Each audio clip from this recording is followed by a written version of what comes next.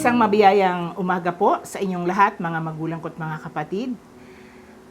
Tayo po ay nagpapatuloy sa paghahayag ng salita ng ating Panginoon at sa mga bago po naming makakasama, welcome po kayo sa ating gawain tuwing Lunes hanggang Sabado, ang online devotion ng St. Paul United Methodist Church, Tondo.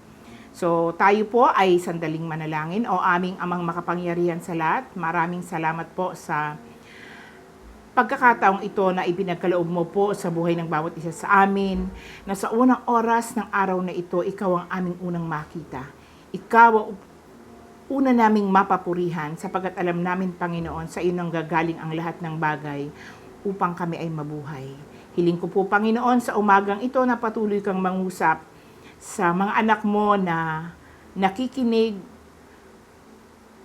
Hindi man kami, Panginoon, magkakasama sa umagang ito physically, pero alam ko, Panginoon, ang aming puso, ang aming diwa ay nakatuon sa iyo. Kaya po, Panginoon, ipaunawa mo sa amin ang tunay na mensahe ng salita mo na aming mapapakinggan sa umagang ito. Samahan mo kami, Panginoon, at inaasahan ko po ang iyong presensya, ang aming maranasan sa mga oras na ito. Ito po ang aking samot dalangin sa pangalan ni Jesus. Amen. Sa umaga pong ito, ang ating pagbubulay-bulayan ay sa awit 116, talatang 1 hanggang 4, na ganito po ang ating mababasa. Minamahal ko si Yahweh pagkat ako'y dinirinig. Dinirinig niya ako sa dalangin ko at hibig.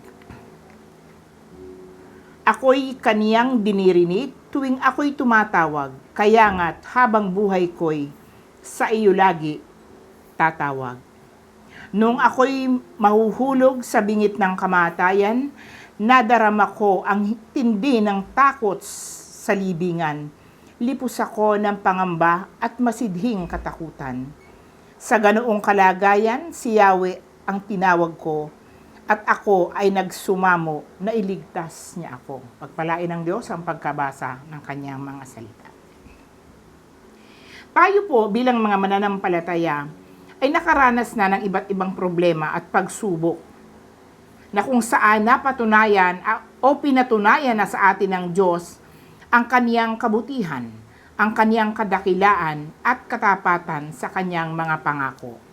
Gaya ng salmistang sumulat ng awit 116, ayon sa kanya, ganun na lamang ang pagmamahal niya kay Yahweh dahil dinirinig ng Diyos ang kanyang hibig. Pag siya'y tumatawag, laging tumutugon ang Diyos. Noong siya'y nasa panganib at nasa bingit ng kamatayan, naramdaman din niya ang takot at pangamba. Alam niyang iniligtas siya ng Panginoon at pinawi ng Diyos ang kanyang takot at pag-alala. Kaya't ang pagmamahal niya kay Yahweh ay ganoon na lamang.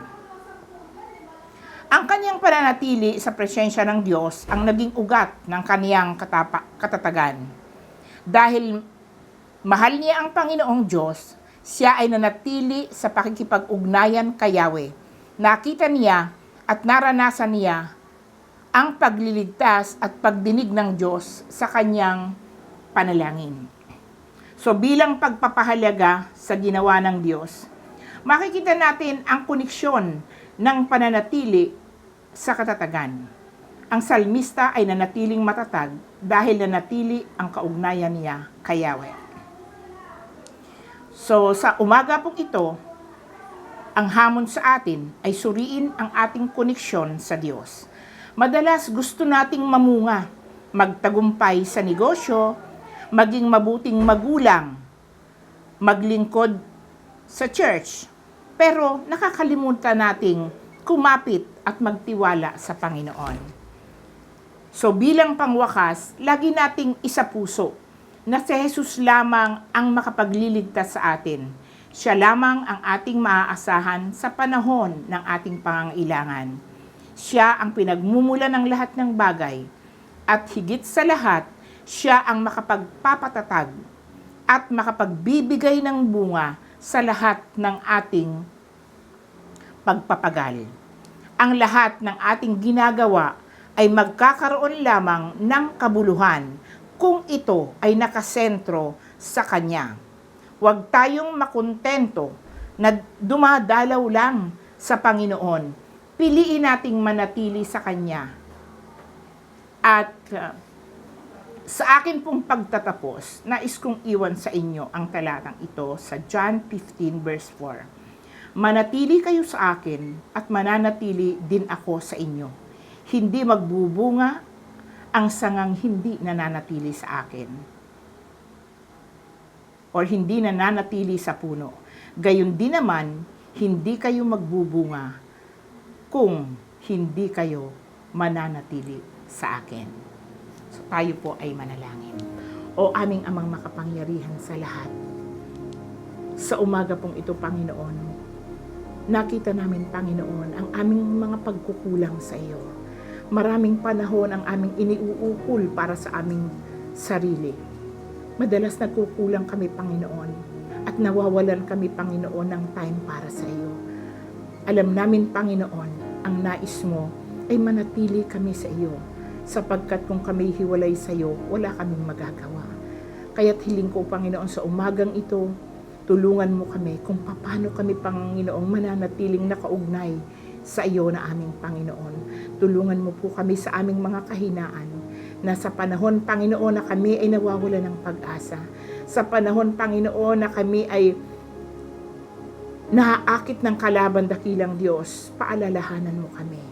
Wala kaming nais kundi ang mapalapit sa iyo, na mapalalim pa ang aming relasyon sa iyo. Kaya tulungan mo, O Panginoon, ang bawat isang mga anak mo na nakikinig sa umagang ito.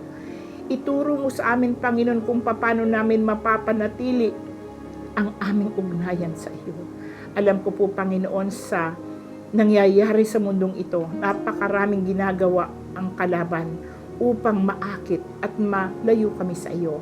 Pero alam ko po, Panginoon, nakikita mo ang laman ng aming mga puso. Tulungan mo kami, Panginoon, na manatili na nanghahawakan sa iyong mga salita. Alam namin, Panginoon, kung ang buhay namin ay nakaayon sa iyong kalooban, nandiyan kang lagi, handa mo kaming tugunin at didinggin mo ang aming mga hibik at panalangin. Dakilang Diyos, sa lahat po ng aming mga plano, sa lahat ng aming mga balakin sa buhay, lalong-lalo na, Panginoon, sa paglilingkod, tulungan mo kami. Ibigay mo sa amin, Panginoon, ang lahat ng aming mga kailangan at tulungan kami sa aming mga kahinaan. Dakilang Diyos, samahan mo kami. Ganun din ang aming mga mahal sa buhay na hindi po namin kasama sa mga oras na ito.